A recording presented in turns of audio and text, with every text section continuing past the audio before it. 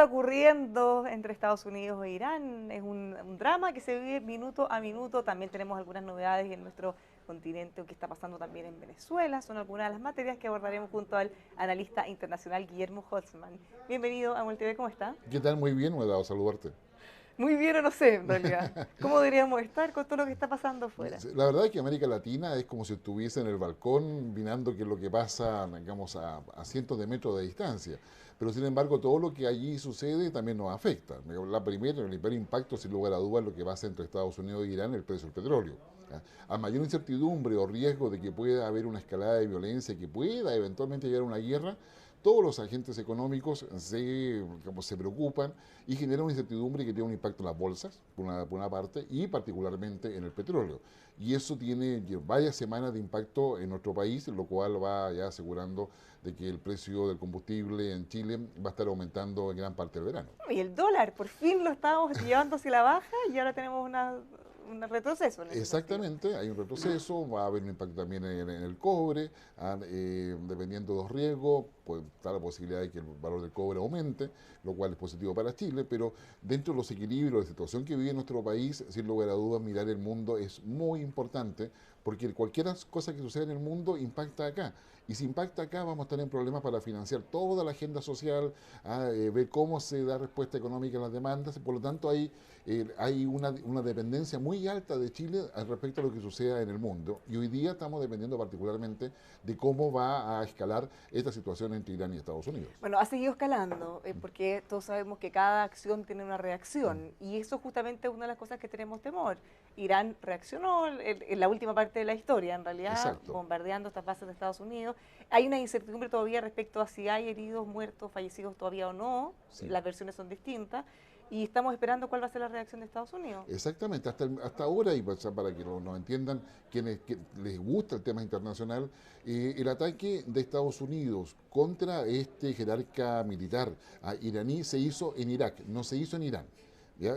Esto es importante. Sí. La represalia o la venganza que hace Irán sobre Estados Unidos se hace también en Irak, en bases iraquíes con personal estadounidense. Pero es muy compleja la relación de Irak entre medio de estas dos Y o sea, bloques enemigos. Irak, yo diría mucho más que el jamón del sándwich, por decir un término muy simplista, pero Irak hoy día está en una situación política muy compleja, porque por una parte ellos necesitan y requieren que Estados Unidos no los use como escudo. Por otra parte, Irán quiere tomar el control de Irak, que está asociado a los intereses estratégicos de Irán de poder tener una influencia directa. Ya la tienen Líbano, Libia, Siria, Yemen.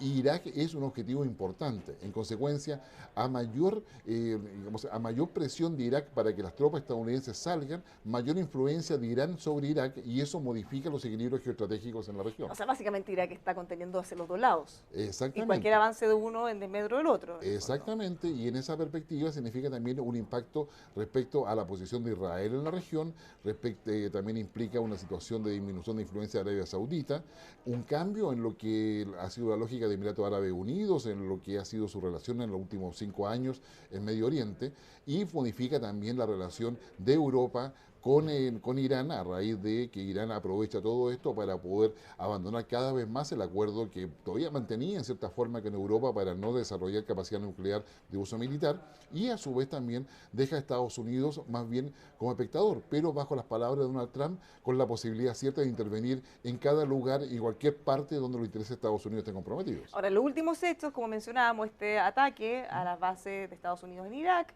todavía no tenemos muy claro cuáles son los efectos en términos de vida humana, y al mismo tiempo una amenaza de Irán de que si toman represalias, ellos van a tomar acciones contra Dubái y Haifa, Israel. Entonces se Exactamente. vuelve más complejo este puzzle. ¿Qué es lo que esperamos que haga en esta oportunidad el presidente Donald Trump? A ver, yo creo que el presidente Donald Trump, estamos esperando de que haya noticias, una declaración oficial de parte de él.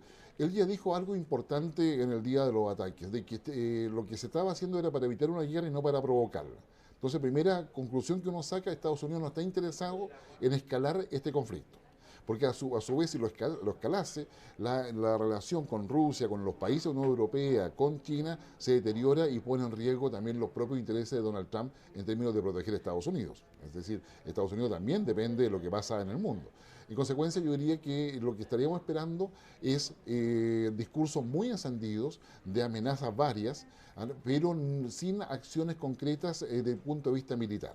Es decir, mantener un statu quo, llegar a una mesa, quizás no de negociaciones, pero sí de diálogo respecto a lo que ya, una réplica a lo que ya dijo Irán, que con este ataque sobre las bases iraquíes, donde hay personal estadounidense, con eso ya se dan por satisfechos en virtud de la venganza por la muerte de su general. Esto debe ser muy complejo porque, como decíamos, acción y reacción. O sea, me imagino que Irán, cuando toma estas medidas, debe estar pensando, obviamente tenemos que reaccionar de alguna manera, pero evitando escalar aún más el conflicto. Exacto. Y lo mismo debe pasar también en el caso del presidente Trump. ¿Cómo reaccionamos? De alguna forma que nos permita la dignidad de no rendirnos en el fondo, pero no de seguir escalándolo más. ¿Cómo bajamos, cómo le ponemos paño frío a esto? Por eso es tan importante el discurso de Donald Trump, porque el ataque que ordena Donald Trump es un ataque, yo diría, inusitado, impensado, que no estaba en ninguna hoja, de ninguna agenda a nivel mundial, y además lo hace sin avisarle al Congreso, al que es una obligación, lo hace sí cumpliendo los protocolos, teniendo el apoyo del asesor de seguridad nacional y otras instancias de inteligencia y seguridad que incluye el Pentágono para que el presidente pueda ordenar ese tipo de ataque, pero no le avisa tampoco a los aliados. Es decir, pilla por sorpresa a todo el mundo y con eso uno debe entender que Donald Trump está colocando una posición maximalista en su afán de poder mantener un control sobre Irán a sabiendas que Irán no tiene la capacidad económica a raíz de la salida de Estados Unidos cuando asume Donald Trump del pacto nuclear de Irán y colocó sanciones económicas y embargos sobre Irán. Y hoy día en Irán hay una protesta interna contra el gobierno muy importante que lleva ya varios miles de detenidos, digamos, decenas de muertos también. Y Irán también le interesa poder capitalizar esto para generar cohesión interna y evitar una crisis política al interior del gobierno iraní. En consecuencia, acá hay, yo diría, primero, no hay posibilidad de una tercera guerra mundial. Ya, para decirlo así, claramente la posibilidad es ínfima. Claro, hay mucha gente con temor respecto a eso. Sí, hay mucha gente con temor y probablemente con justa razón porque no sabe cómo va a actuar Donald Trump. Pero Trump ya ha dado señales. Con lo que ha hecho Donald Trump contra Irán, con ese ataque, está no solamente neutralizando a Irán, sino que también está sacando provecho de la situación al interior de Estados Unidos para controlar el impeachment, que sea más rápido o no se haga. En segundo lugar, digamos, consolidar votación en términos de unidad nacional para su reelección. Controla y neutraliza a Corea del Norte respecto al discurso que traía, controla de alguna forma también a China. Los intereses de China no son menores. La capacidad militar de Irán, tanto en términos navales, aéreos, terrestres, como también en términos tecnológicos asociados a probables ciberataques, tiene tecnología china y tiene tecnología rusa. En consecuencia, que hay intereses que van mucho más allá de lo que uno pueda pensar y hacen que Irán ataque las bases y diga inmediatamente, con esto estoy satisfecho, en términos de venganza, cosa que nadie le cree, pero que finalmente lo dice públicamente, y se esperaría que Donald Trump diga lo mismo, que con esto todo se acaba, tampoco no muchos le van a creer, y eso va a generar una tensión que recién se va a ir disipando, yo diría, en los próximos 3 o 4 meses, si es que Irán no hace ninguna respuesta no convencional como son los ciberataques o algunas otras acciones en virtud de la fuerza especializada que tiene, que comandaba este general, que hacía todas las operaciones clandestinas encubiertas en diversos países. ¿Y qué rol están teniendo las grandes potencias? Escuchamos al presidente Putin de Rusia decir algo muy interesante respecto a, tienen tanta conciencia del poder militar y del poder de destrucción que tienen las grandes potencias, que en el fondo ellos tienen, a su juicio, tienen tan claro que una tercera guerra mundial podría eliminar la humanidad, que eso mismo lo hace de alguna manera tener un freno de decir, bueno, tenemos que resolver nuestros problemas porque esto,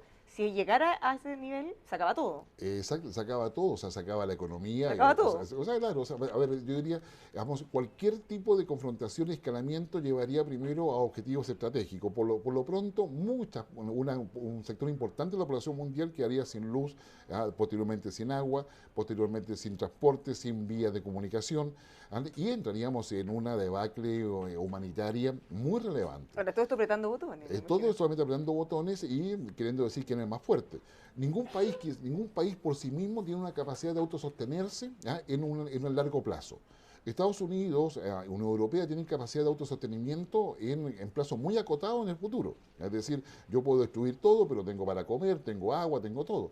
En consecuencia, los equilibrios acá geoestratégicos son muy sensibles a los cambios.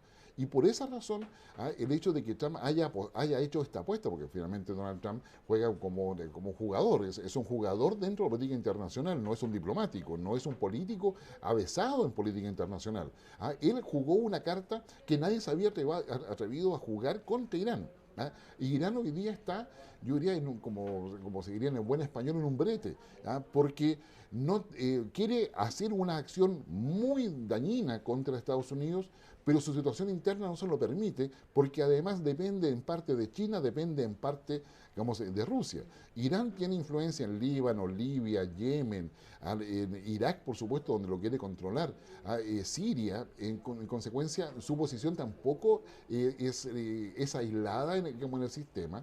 Y esto se está negociando, yo diría, por otras vías, detrás de todo lo que es la opinión pública internacional, para poder establecer el statu quo, donde todo quede más o menos igual, pero que nadie descarta que la respuesta de Irán puede llegar meses después, y que esto que hizo fue nada más para poder contentar a la población, contentar a los críticos eventuales, disminuir la oposición dentro del régimen iraní. Para zafar del momento. Exactamente, pero lo que hoy día pueda o no pasar va a depender mucho de esas conversaciones entre las potencias, y yo creo que por eso se ha demorado bastante a un discurso de Donald Trump que iba a estar, qué sé yo, el martes en la noche, luego el miércoles en la mañana, luego el miércoles al mediodía, y que todavía no sucede.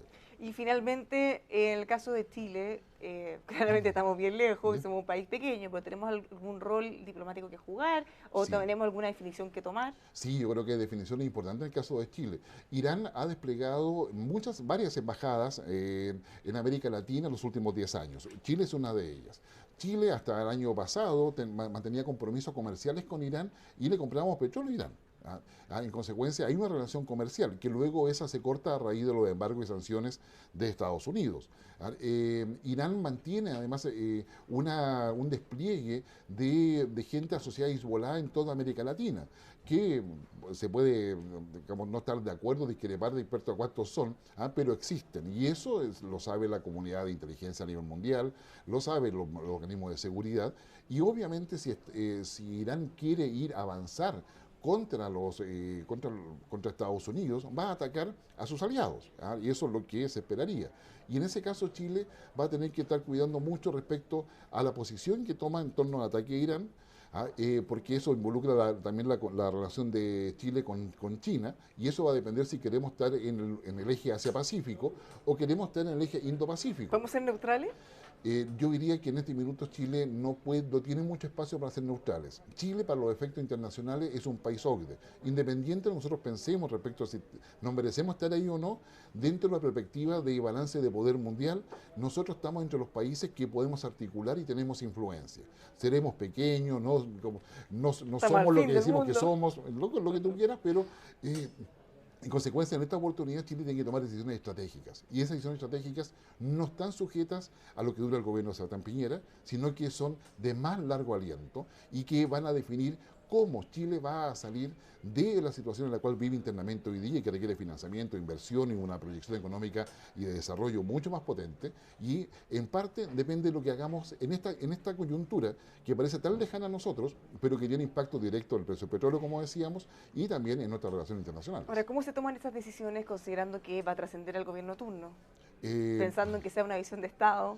O sea, la visión de Estado en Chile tiene que configurarse rápidamente, más allá de la crisis en la cual el país está inmerso, y esa visión de Estado requiere una visión de 20, 30 años, pero no asociado a ejes programáticos, sino que una visión de Estado. Lo que está en juego acá es cómo Chile preserva su bien común, más allá de sus ideologías, y tiene que hacerlo desde el futuro hacia el presente, y no tratando de poder, digamos, solucionar el presente con una idea de futuro. Y en esa perspectiva yo diría que estamos complicados. Por un lado, la inteligencia chilena está muy focalizada solamente el tema de seguridad, hay seguridad interna además. El tema internacional requiere una mirada mucho más amplia, mucho más profunda y yo diría mucho más especializada en términos de saber cómo es la dinámica de distribución de poder y manejo de poder a nivel mundial. Y ahí nosotros mantenemos una excelente relación con Estados Unidos, con la Unión Europea, pero también con China y también con otros países. Y tenemos que tomar definiciones porque todos los demás países están esperando que las tomemos, no para decirnos que está bien o está mal, sino porque somos importantes en cualquier ecuación de equilibrio mundial por el peso que Chile tiene en América Latina. Bueno, cambiémonos de conflicto porque este va a seguir, lo vamos a invitar pronto para que veamos qué hay ocurriendo, pero Venezuela nos sigue dando novedades. Hubo un incidente al elegir al representante del Congreso, del Parlamento venezolano. ¿Qué pasó ahí? ¿En qué estamos ahora? Bueno, Venezuela, ¿en qué estamos? Estamos en la situación en que Maduro ha logrado instalar de que hay dos presidentes de la Asamblea Nacional. ¿Ya? Digamos, Alemania y Europa en general, digamos, yo creo que Chile también está en eso, pues ya es coherente con el Grupo de Lima y con todo lo que se ha hecho, que Guaidó es reconocido como el presidente legítimo de la Asamblea Nacional y por lo tanto sigue en su calidad de presidente encargado y para más de los 50 países que lo han reconocido, eso probablemente no va a cambiar. Sin embargo, Nicolás Maduro, por la vía de impedir el ingreso a la Asamblea Nacional, al Congreso venezolano, logró que se hiciera una votación eligiendo a otro que es parte de la lógica de poder de Nicolás Maduro. Si bien es cierto, venía en oposición, finalmente termina cooptado por la lógica de poder de Maduro, y hoy día tenemos dos. ¿Cómo se va a manejar esto? Se va a manejar por la vía de las comunicaciones, por la vía de la interacción de quién es quién en la opinión pública, y el objetivo final es generar división entre quienes están apoyando a Guaidó, y debilitar la posición de apoyo a Guaidó, que es, yo diría, el objetivo político más importante. Queda ahora muy en entredicho su liderazgo, porque finalmente, pese a haber contado en su minuto con todo el reconocimiento, no era mucho lo que podía hacer, o lo que finalmente pudo hacer. Sí, lo que finalmente se pensaba que iba a suceder a principios del año 2019, de que finalmente Maduro iba a estar obligado a renunciar y se iba a generar un gobierno de transición, finalmente no sucedió. Durante todo el 2019 no se logró reunir una cantidad de gente suficiente como para poder generar una protesta social o una presión social que es significativa y que obligara a Maduro a retirarse del poder. Eso ya no sucedió. Hoy día Maduro tiene un paso más adelante como triunfo, si se quiere, de parte de él, en términos que logra tener una Asamblea Nacional bicéfala, con un Guaidó que él no reconoce y que además 50 países reconocen como presidente legítimo o interino, y un presidente de Asamblea Nacional que le da viabilidad a su esquema democrático, que es autoritario, totalitario, que solamente lo controla él, y en esa perspectiva es una pérdida. En todo esto hay una cosa interesante que es el cambio en la posición de México y de Argentina. Claro, Argentina le quitó reconocimiento a la embajadora de Guaidó. Le quitó el regimiento a la embajadora de Guaidó, pero a su vez hizo una declaración en la cual sí reconocía a Guaidó como presidente de la Asamblea. Claro, criticó esa jugada en que se le prohibió el ingreso. Claro, porque la jugada, la verdad, de Maduro es bastante burda y la va a mantener bajo una plataforma comunicacional de muchos, Twitter, redes sociales, etcétera. Ya, pero distinto reconocerlo como presidente de la Asamblea que como presidente encargado. Exactamente.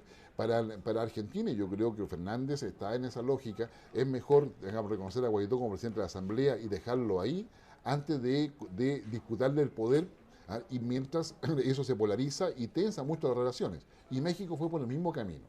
Ahí no hay que dejar de lado la presión de Estados Unidos.